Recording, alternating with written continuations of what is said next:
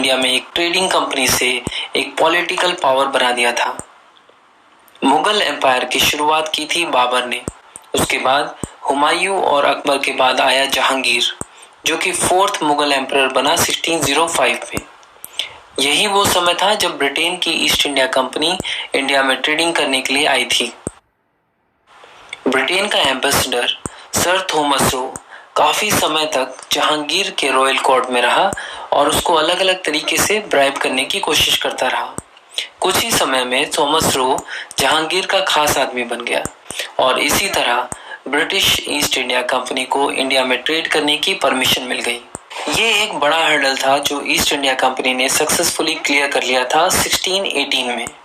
इसके बाद 1647 तक ईस्ट इंडिया कंपनी ने अराउंड 23 फैक्ट्रीज इंडिया में अलग अलग पार्ट्स में लगा दी।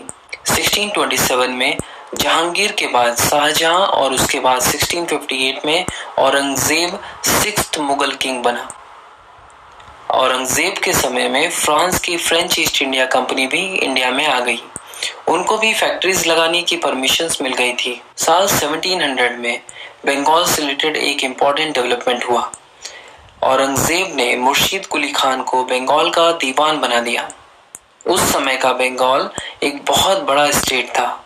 आज का वेस्ट बंगाल, बिहार, बांग्लादेश और उड़ीसा उस टाइम बंगाल का पार्ट माना जाता था और तब बंगाल की कैपिटल थी ढाका। मुर्शीद कुली खान ने 1704 में बंगाल की कैपिटल शिफ्ट कर दी ढाका से मुर्शिदाबाद। औरंगजेब ने 1707 तक राज किया। उसके बाद दो छोटे मोटे किंग और आए, बहादुर शाह फर्स्ट एंड जहांदर शाह। फिर आया 1713 में 9th मुगल किंग फारूक शियार। फारूक शियार ने 1717 में ईस्ट इंडिया कंपनी के सारे टैक्स माफ कर दिए और साथ ही मुर्शीद कुली खान को बंगाल का पहला नवाब बना दिया। मुर्शीद कुली खान बंगाल से मिलने वाले रेवेन्यू मुगल एम्पायर के साथ शेयर करता रहता था, मगर 1719 में फारूक शियार के बाद मुगल एम्पायर का बंगाल पर से होल्ड बिल्कुल खत्म हो गया और बंगाल एक इंडिपेंडेंट स्टेट बनता जा रहा था। 1727 में मुर्शीद कुली खान ने अपने दामाद शुजा-उद-दीन मोहम्मद को बंगाल का नवाब बना दिया। शुजा-उद-दीन का एक वफादार सिपाही था अलीवर्दी खान।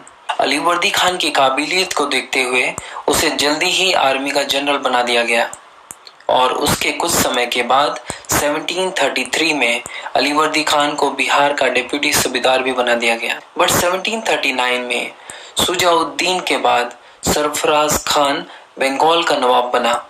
अलीवर्दी खान अब एक डिप्टी सूबेदार बनकर नहीं रहना चाहता था।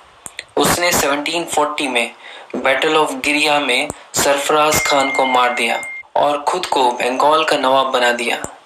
अलीवर्दी खान 1756 तक बंगाल का नवाब रहा। उसकी डेथ के बाद 1756 में ही अलीवर्दी खान का ग्रैंडसन सिराजुद्दीन दौला 23 साल की उम्र में बंगाल का नवाब बना। सिराजुद्दीन दौला ने देखा कि बंगाल में ब्रिटिशर्स अपने किले वगैरह बना रहे हैं। फोर्ट विलियम, जो कि ब्रिटिश ईस्ट इंडिया कंपनी का एक किला था, उसकी किलेबंदी भी चल रही है। एक्चुअली 1756 में यूरोप में 7 इयर्स वॉर शुरू हो चुका था, जिसमें ब्रिटेन और फ्रांस एक दूसरे के अगेंस्ट खड़े थे।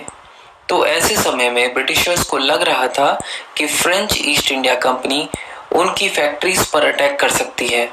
इसके अलावा मराठा आर्मी बीच बीच में बंगाल पर अटैक करते ही रहते थे, इसलिए ब्रिटिशर्स किलों की किलेबंदी कर रही थी ताकि उनकी फैक्ट्रीज सुरक्षित रहें। लेकिन ब्रिटिश ईस्ट इंडिया कंपनी की कोई दलील सिराजुद्दीन दौला को जेन्युइन नहीं लग रही थी।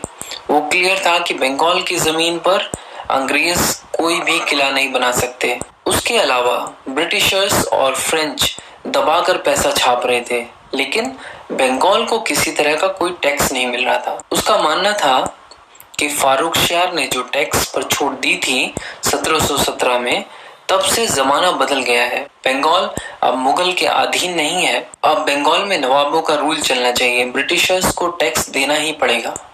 सिराजुद्दीन दौला ने तुरंत इस पर एक्शन लिया और उसने ब्रिटिश और फ्रेंच ईस्ट इंडिया कंपनी के रिप्रेजेंटेटिव्स को बुलाया और इमीडिएटली उनके किले और फोर्टिफिकेशंस को बंद करने के लिए कहा। साथ ही अब से उनको टैक्स देना पड़ेगा, इसकी बात उनको समझाई। फ्रेंच ईस्ट इंडिया कंपनी ने सिराजुद्दीन दौला की बात को मान लिया, लेकिन ईस्ट इंडिया कंपनी ने साफ मना कर दिया।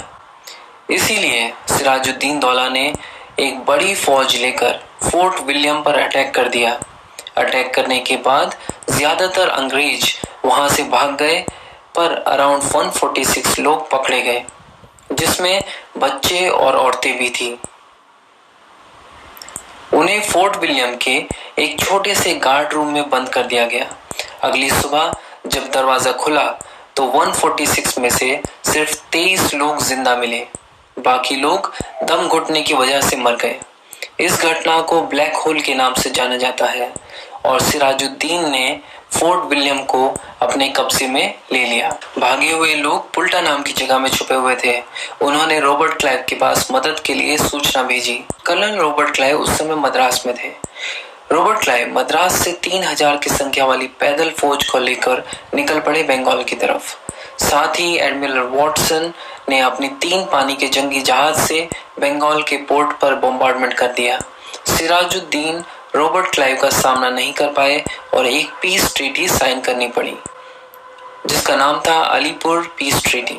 अलीपुर नाम इसलिए पड़ा क्योंकि ब्लैक होल इंसिडेंट के बाद सिराजुद्दीन ने कोलकाता का नाम अलीपुर रख दिया था और ये ट्रीटी बेसिकली कोलकाता में साइन हुई थी। इस ट्रीटी के हिसाब से फोर्ट विलियम अब वापस से ब्रिटिशर्स को मिल गया। फारुखशियार ने जो टैक्स की छूट ब्रिटिशर्स को दी थी, वो सिराजुद्दीन दौला को अब वो कंडीशंस सब माननी होंगी। ब्रिटिशर्स अपने खुद के सिक्के निकाल सकते हैं, अपने किले बना सकते हैं और बंगाल में आर्मी भी रख सकते हैं। बट अलीपुर पीस ट्रीटी ज्यादा दिन पीस नहीं रख पाई। रॉबर्ट क्लाइव ने यह तय कर लिया था कि वो अब सिराजुद्दीन को बंगाल का नवाब नहीं रहने देगा। उसने सिराजुद्दीन के commander in chief Mir Jafar को बंगाल का नवाब बनाने का लालच देकर अपनी तरफ मिला लिया। उसके बाद रॉबर्ट क्लाइव ने बंगाल में फ्रेंच ईस्ट इंडिया कंपनी की चंद्रनगर फैक्ट्री पर अटैक कर दिया। सिराजुद्दीन को लगा कि ब्रिटिशर्स अपनी लिमिट क्रॉस कर रहे हैं। उसने ब्रिटिशर्स पर अटैक करने का फैसला कर लिया। इस बार ये जंग लड़ी गई भागीरथी नदी के किनारे प्लासी में। इस बैटल ऑफ प्लासी में रॉबर्ट क्लाइव ने मीर जाफर की मदद से सिराजुद्दीन को मार दिया और बंगाल में मीर जाफर को नवाब बना दिया। मीर जाफर रॉबर्ट क्लाइव की कठपुतली की तरह काम करता रहा। बैटल ऑफ प्लासी ने ईस्ट इंडिया कंपनी को, जो इंडिया में सिर्फ एक ट्रेडिंग कंपनी बनकर आई थी, उसको एक पॉलिटिकल पावर बना दिया।